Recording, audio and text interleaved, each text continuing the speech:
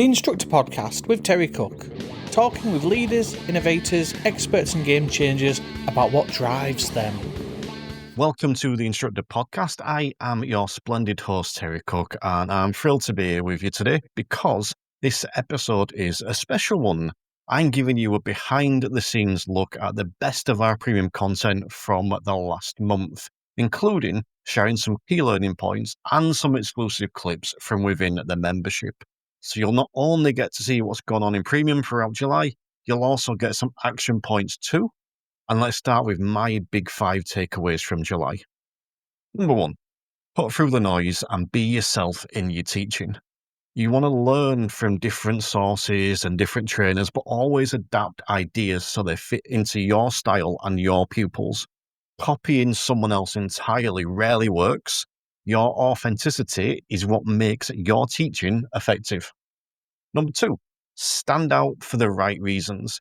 It's not just about getting more pupils, it's about attracting the right pupils. Showcase your personality, share what you do differently, and let that naturally draw in learners who are a good fit for you.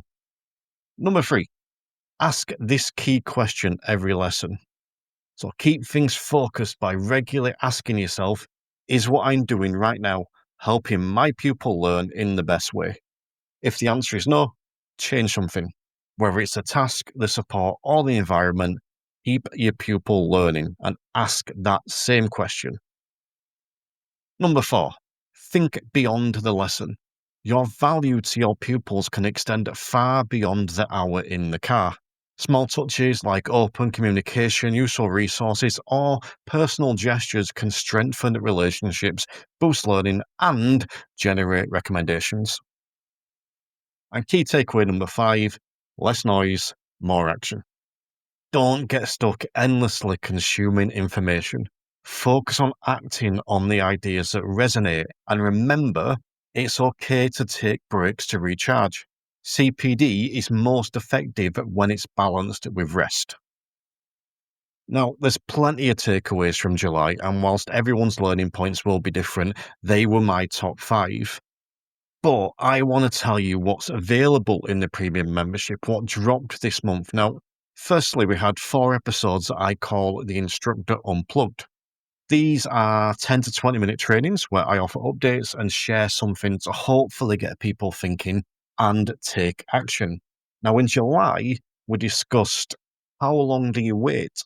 So when you turn up to a lesson and the pupil doesn't come out, how do you manage that situation? Do you text? Do you call? Do you knock on the door? Do you wait the full length of the lesson? Do you wait 10 minutes? We looked at the different options and looked at what you could potentially do differently. We also looked at the first lesson and we looked at some of the often overlooked opportunities that crop up on that first lesson. And we took a dive into time for less action. Constant action isn't always the answer. Sometimes we need to do less and take a break, and there is absolutely nothing wrong with that. And lastly, we looked at what do you offer? So what, as a driving instructor, can you offer beyond the standard lesson? And we're not just talking about in-car stuff, we're talking about outside of the car as well. Now, these unplugged episodes are perfect for getting you reflecting and thinking outside the box. But it wasn't just me doing unplugged episodes this month. We were also joined by Phil Cowley for the latest edition of the Standard Check Checklist, which is available in video or audio format. Here's a clip. Basically, forget about the competencies and do this one thing instead. And that is it. I don't, as much as I think there's an element of having an understanding of what you need to do, what the DVSA are asking for, I truly believe it's not what should be going through your mind on the standards check. The only thing that should be going through your mind on the standards check is what I'm doing helping the person next to me learn? And that is it. I think if you run through the 17 competencies and run it against that one question, it covers them all. Now, there's an element of needing to know what is going to help them learn, but that's what all your previous training should be. So all of your training should be learning the skills, techniques, understanding how people learn, so that when you get to that standards check, you are not trying to think of the competencies. You are not trying to please the examiner. You are just sat next to a learner going, can I help that person learn? And is what I'm doing right now the best way to help them learn right now? And if not, do something about it, change something up and make it so that we are having the best way that we can learn. And I think, and because I sat down when I sent you the message saying, do this one thing instead, I hadn't got the one thing in my mind. um, I knew there was a one thing, but I couldn't work out how to word it. And so I went through my lessons and I thought, what do I do on lessons? I've had PDIs watch my lessons before and they go, well, how did you know to do that? How did you know to do that? And how did you know to change it? How did you know to set this level of support? All of these different things. And I think that's the one question that always just runs through my head is like, is this helping the learner? Are they getting better because of what we're doing? I like that. And a little while ago, I pondered for quite a while about the job description of a driving instructor, and I came to the description of keeping the student learning in a safe environment. So, I mean, we'll touch back on that safe environment aspect, I think, but that's essentially it. That's our job to keep them learning because, if you keep, if oh God, if whatever the goal is, whatever the thing you're working on, if they get to a point where they can do that independently, and you just keep doing that thing, that same thing without even making it harder or putting it in a different like context or situation or however you're going to change that, they're not learning at that point. So what's the point in doing it? That's the premise of what you're saying, isn't it? Yeah, exactly. And actually the safety thing was really interesting because when I came up with this, I was like, do I tag on in a safe environment or in a safe way?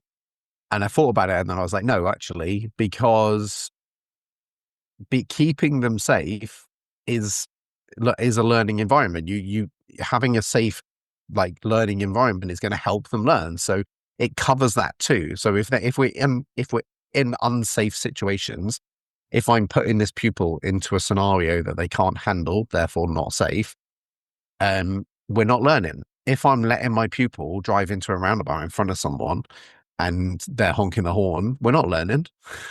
So it actually covers that as well in a way because they can't be learning if you're not keeping them safe. So it's, well, I suppose they could, but not very well. Like, oh, crash into the back of that car. What have you learned? So for me, it's not the best way to learn, is it? Like crashing into the back of the car and then learning from it.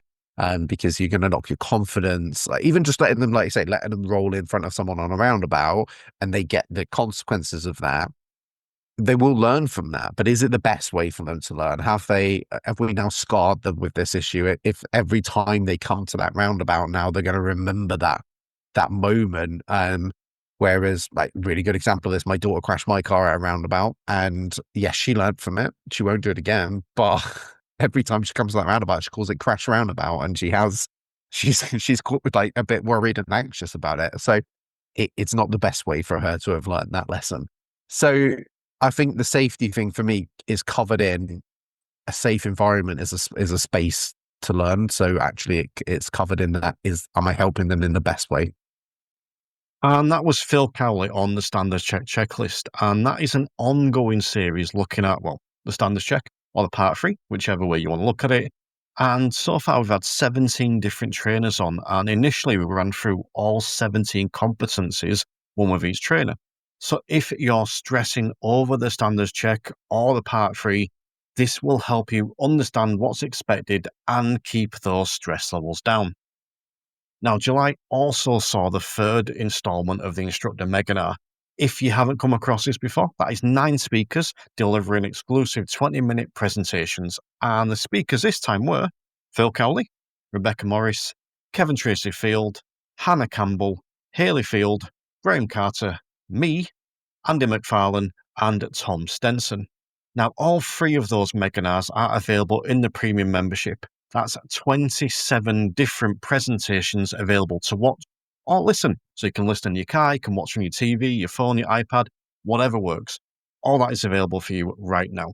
Now, you may have heard me mention Andy McFarlane there. Well, Andy also has his own show on the premium called View from the North. And if you're someone that struggles managing the amount of trainers or the training, general advice, content, all this stuff that's currently available for instructors, this month's edition is perfect for you as we look at how to navigate the minefield that is currently driving instructor content. Here's a clip. And do you think that's what, at least that's one of the things we need to do, is to make sure that we're putting our own spin on stuff. We're taking the information, we put our own spin on stuff. Yeah, definitely. Like, yeah, there's so many brilliant trainers out there that give you their kind of good ways of doing things, and it's like, listen to all them, but at the end of the day, be yourself and deliver your lesson with the things that you've listened to and learned from. But putting your own style on it makes it you, and that's the thing with a pupil as well. If you're trying to deliver a lesson to a pupil after watching a seminar or a course online, and you're acting differently, the first person that's going to affect from that is the pupil. So the first person to affect that negatively is going to be the pupil, because they're going to think, well, who's this talking? Because that's not what you were saying last lesson. And they're straight away thrown off the kind of comfort zone. And you've kind of lost that rapport that was there the previous lesson when you were just being yourself.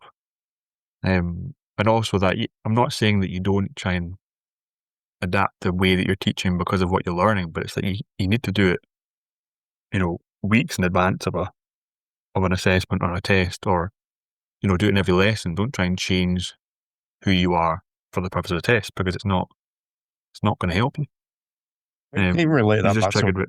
Sorry, carry on. You said there about ways that people said things, and it just reminded me. I always remember Lou Walsh saying that same kind of thing. She always said that she'd put her hands and feet on today so that she was able to, take control of the car if she needed to. That was her way of saying it. Be unique. Say your own way of saying things. It's gonna be you. It's interesting. I think we might have spoke about this last time. Actually, it might have been you I spoke about with. That even with that, it's like I've started talking to my students about, do you want me to prevent a crash today? Yeah. And they're like, well, yeah. I'm like, okay, so you're not ready to drive independently then? And Yeah. and you can see it sort of registers. Oh yeah, because if I have to step in to prevent a crash, and that means they can't drive without me. And well, when we get in towards a test, that's when I'll ask them, and they'll go, no, don't step in. I mean, obviously I'm good. I'm not going to let them crash my car, but exactly, to have that student turn around and say, yeah, I don't want you to step in today because you won't need to. That's where the confidence shift is. But I don't imagine most people saying that, No. so, but it works for me. But I think that there's a lot of people listening that the phrase you just gave there from Lou Walsh, I couldn't use that phrase. That's not me. I'm going to put my hands and feet on. That's too cheesy even for me, and I couldn't imagine people using the phrase I've just used. So how do we make stuff as own? I think that's the key. How do we take all this information and make it as own? Well, that's just, you know what works because of the way the rapport is built between you and your learner. And if you're doing it regularly, then it does work.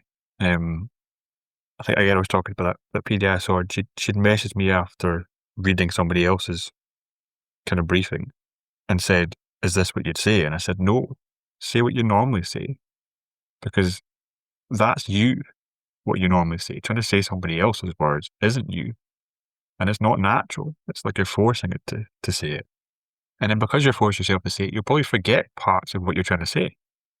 Whereas if you just, use your own words, and it is, the way the examiner's assessing it, how many test centers are there in the country? How many instructors are there? How many different cars are there? How many different routes are there? There's so many different complexities towards a Part 3 test. So why does all PDS have to deliver the same one as somebody else because they had success on it? You're going to deliver a different lesson. Deliver it your way rather than trying to deliver it someone else's way.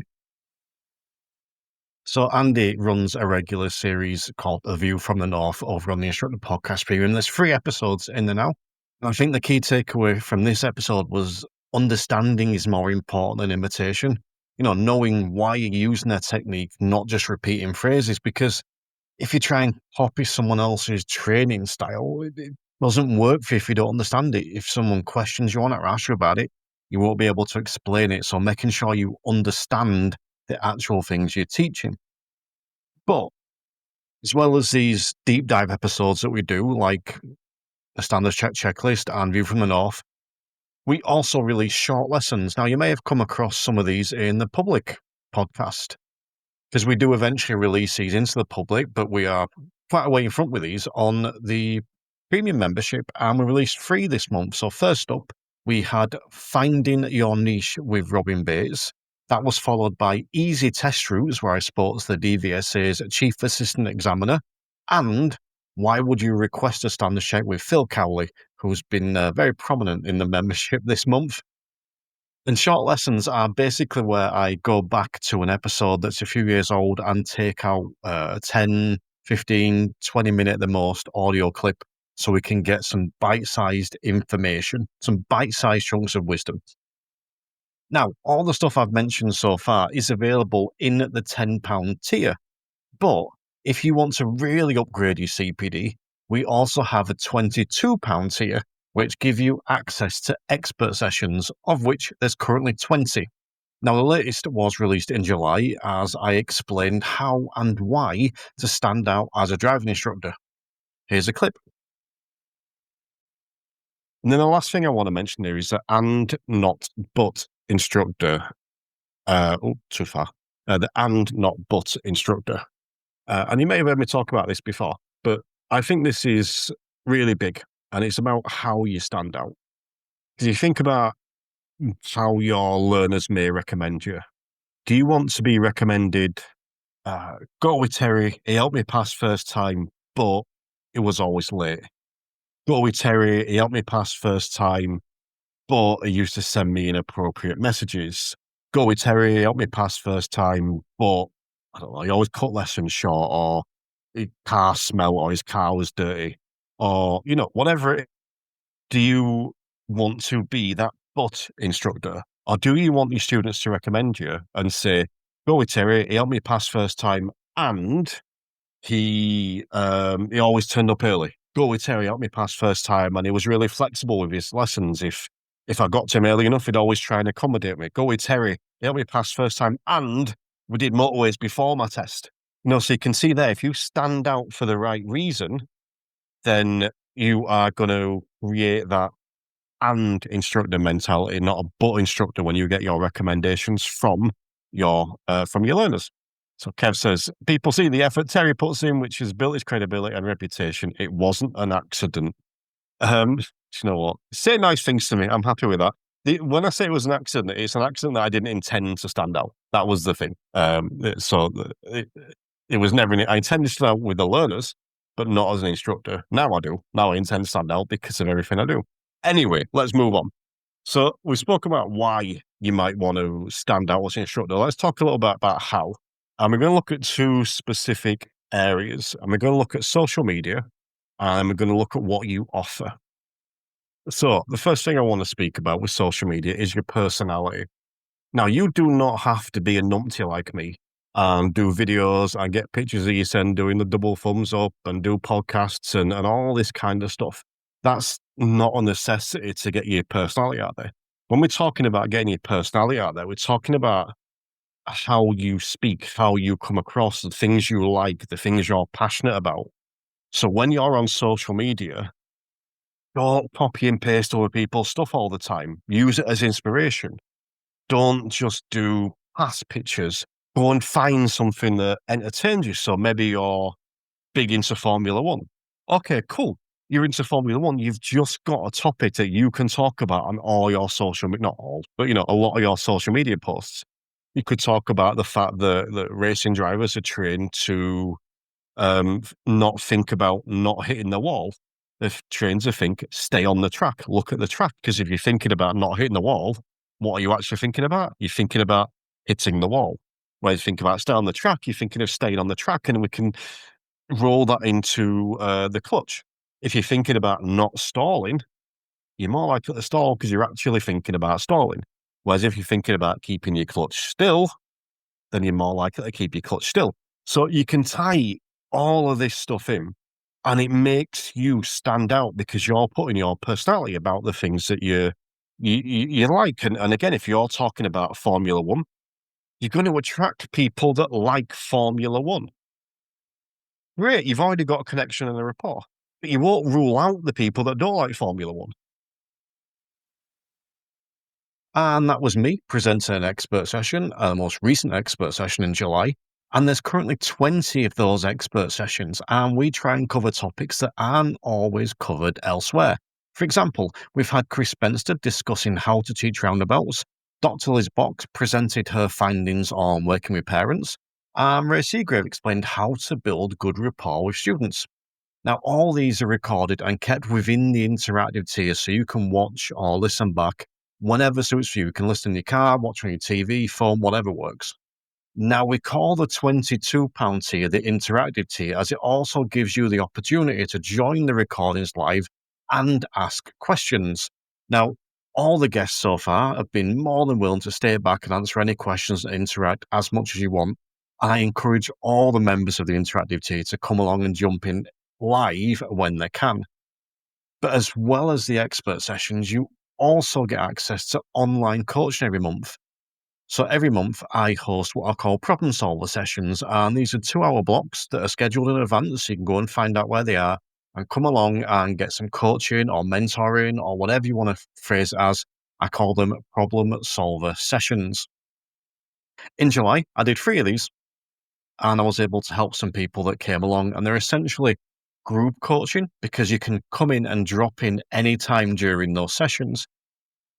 So I'm now going to tell you a little bit about what's coming up in August, because we've got 2 more problem solver sessions in August where you could come along and get some coaching, get some mentorship, get some accountability. But as well as the problem solver sessions, we've also got the 21st expert session, which I'm calling the new role of ADIs within road safety. And we're looking at why there is a gap between the road safety sector and driving instructors, how we can fix it, and where driving instructors fit within the SAFE system. And we're looking at what you can put into your lessons to make them even better than they are now. We've also got the Instructor Unplugged number 50. This is going out live, so people can come along and join us for that live. That's just the interactive stuff. We've also got all the usual trainings that tend to go out through the month, like the Instructor Unplugged, like the Standard Check Checklist and the View from North with your Found Day. So if you sign up today, not only do you get access to everything in July and everything that's gone on previously, you'll also get access to stuff that's coming up in August as well. So I really hope you've enjoyed this episode, looking at some of the stuff that's available in premium. I hope that you've enjoyed the clips. I hope that you've enjoyed the takeaways. And whether you sign up to premium or not, I hope that you can take something away from this episode. Now, I don't know if I'm going to do these every month going forward. Maybe I'll do them every couple of months, reflecting back on what we've done. But you can see that premium's actually pretty busy. We put a big variety of content up in there. Some of it's just me, some of it's some guests. But the thing we try and do is we try and give you the things that we need. So yes, we cover some of the detailed stuff like the standard check checklist, as we've said today, but we also look outside the box as well. So allow me to tell you how you can sign up. Now, if you go to the show notes for this episode, so whether you listen on Spotify or Apple, you should be able to go to the show notes. You should see a link that will take you directly to sign up.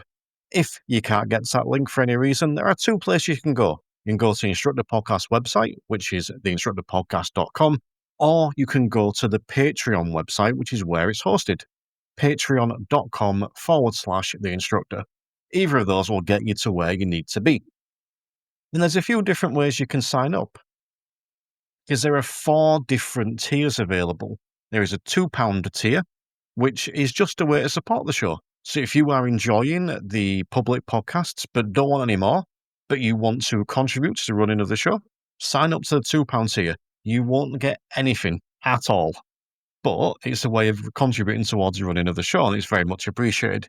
There is also a £10 tier, which is the one that has all the pre-recorded content on. So everything that we record, all the trainings, all the unplugs, it goes in there, and you can go back and listen at your leisure. There's also a load of video content in there as well. It's not just audio. Everything is audio, but we make a lot of it video as well.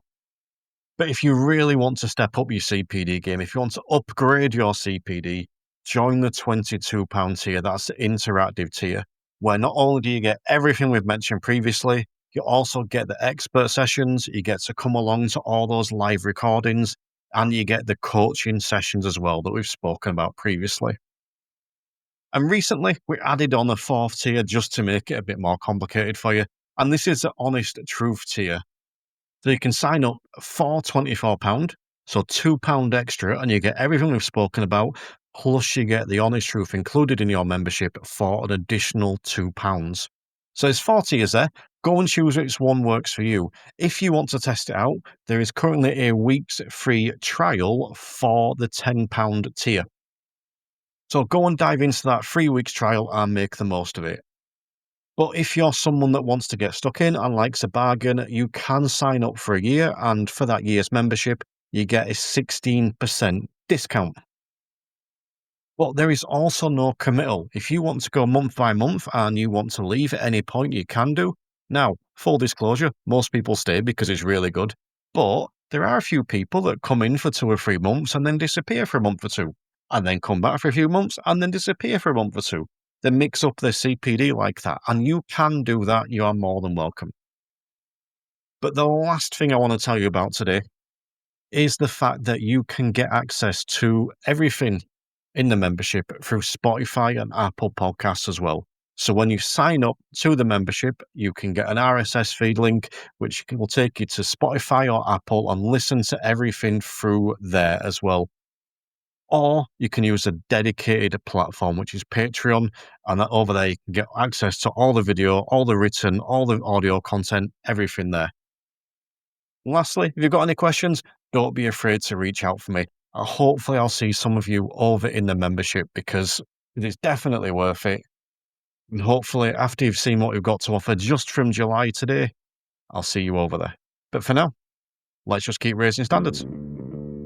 The Instructor Podcast with Terry Cook, talking with leaders, innovators, experts and game changers about what drives them.